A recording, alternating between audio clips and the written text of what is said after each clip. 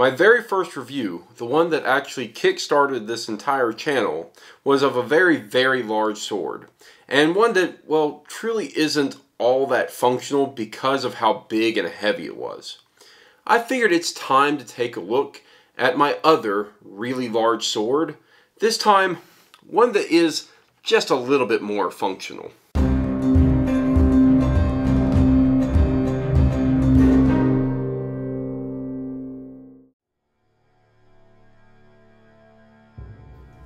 Wielded with untamed ferocity on many a Gaelic battlefield, the massive Lowlander sword vividly illustrates the might of the Scots of old. Known as slaughter swords in the 16th century, these were the swords of choice for Scottish mercenaries of the period. And at close to 6 feet long, the Lowlander faithfully replicates a surviving museum piece. While larger swords, such as this one, were much more common in Germany during the 16th century, these swords did have a place in Scotland as well. It wouldn't be wholly incorrect to call this sword a claymore. However, the expectation of what a claymore looks like leads us to call it a lowland greatsword. Here are the specifications of the Hanwei Lowlander.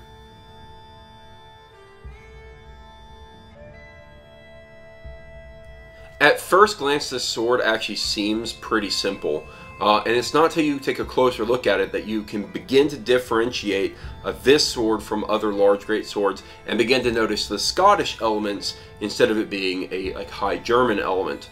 Specifically, I really like the acorns at the tip of the quillon, and I'm extremely fond of the small quatrefoil details that are hidden in the ring guard. And you don't notice them initially, but it's a really good nod to the Scottish heritage, because otherwise, looking at this sword, you could easily confuse it for really any other High German greatsword. Aesthetically, the blade is beautiful. Hanwei does a very good job of having a nice, clean, elegant blade, even on a large sword like this. It has a small fuller that only adds a little bit of detail right above the ricasso of the blade. And the blade is a nice diamond cross section and has a nice taper down to the very tip. The handle is actually a really nice feature on this sword. It has leather thongs that are basically riveted in all the way down the length of it, and it adds a nice little visual appeal without being too distracting from the overall sword. And finally, the pommel is a pretty basic pommel, so it again doesn't detract too much. And when you're looking at this sword as a whole, again, there's only a little bit that really kind of suggests the Scottish heritage, but it is just enough for you to say that's Scottish instead of that's German. Now this version was an antique blade. I bought it used off of Craigslist, and the previous owner hadn't taken really good care of it, and it actually had some rusting going on.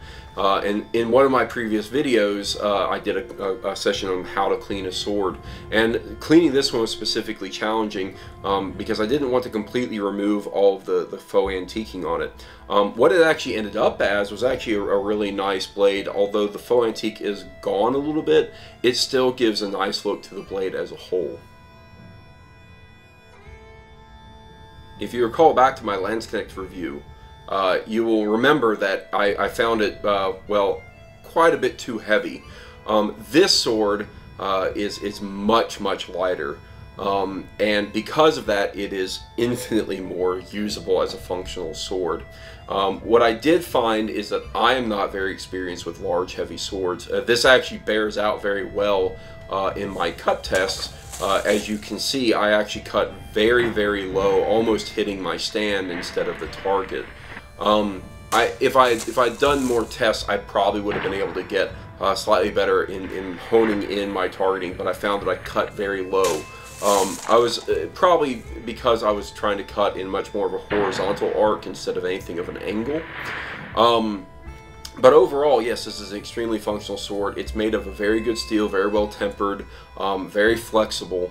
What I do find, of course, is that you have to know how to use this kind of sword. It doesn't handle like a long sword or an arming sword, and you have to be very aware of the proper way of utilizing it. I find it a little bit strange that just in the overall design of the sword that they didn't include any type of leather ricasso wrapping. That's probably because it's based on a museum piece, and the museum piece may not have had that.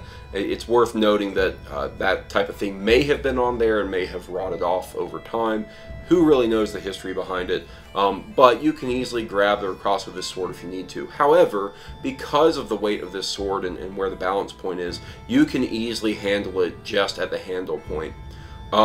The use of it, historically speaking, wouldn't be all that dissimilar from the High German great swords, and you would be using it in a very similar fashion, again, to break pikes, to cut down cavalry, and ultimately you wouldn't be using this to fight against people as much, and when you did, you would definitely be going to some sort of half swording.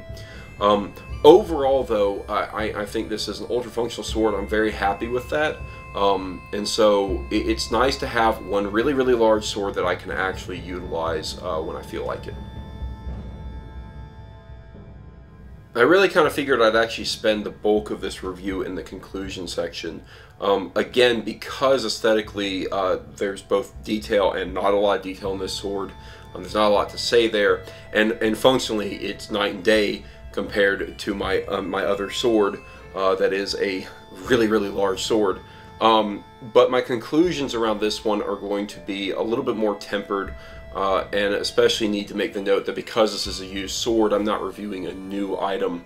But I'm going to approach my review of this sword as if it were new, as if I'd owned this one for a while and I hadn't bought it used. Because that's important when you consider price point and the value you're getting out of the sword. Now, for me, I've spoken on my previous review of the Hanwei Claymore about my love of the Scottish heritage and my desire to have that, and I think I fulfill that with that Claymore.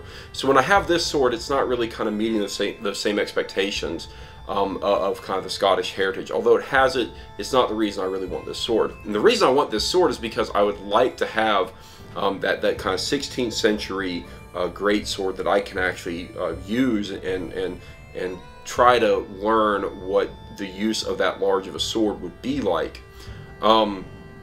But ultimately, for the price point, I don't know that I would actually buy this new. I think I got very lucky that I could buy it used.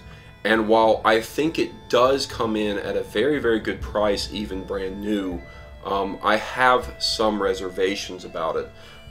Mostly that at the price point it comes in, there are other much more well-constructed swords that I could get. My biggest gripe with this sword actually is that it has a screw pommel, which I'd much rather have peened, and it hasn't happened on this sword yet, but there is a lot of reports from people who own these swords that the hilt assembly becomes loose over time.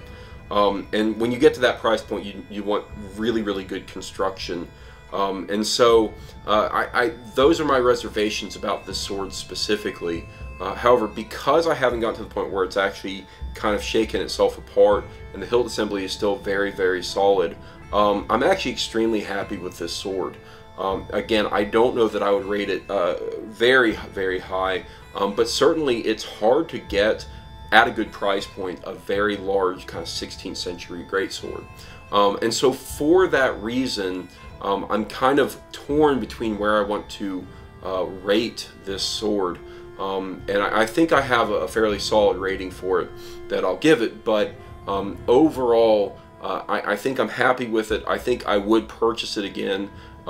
Even if it was new, I think I would buy it just for its functional use of me having a very functional and usable greatsword. However, there are times where I would think maybe I would be better off spending a little bit more money and getting a smith to make one custom, or maybe looking at some other options out there. That said, I'm extremely happy with the sword. I think it's a great sword, both in the review sense as well as what it is called. But overall, it's a good sword. I'm really happy with it, and I think Hanwei did a great job.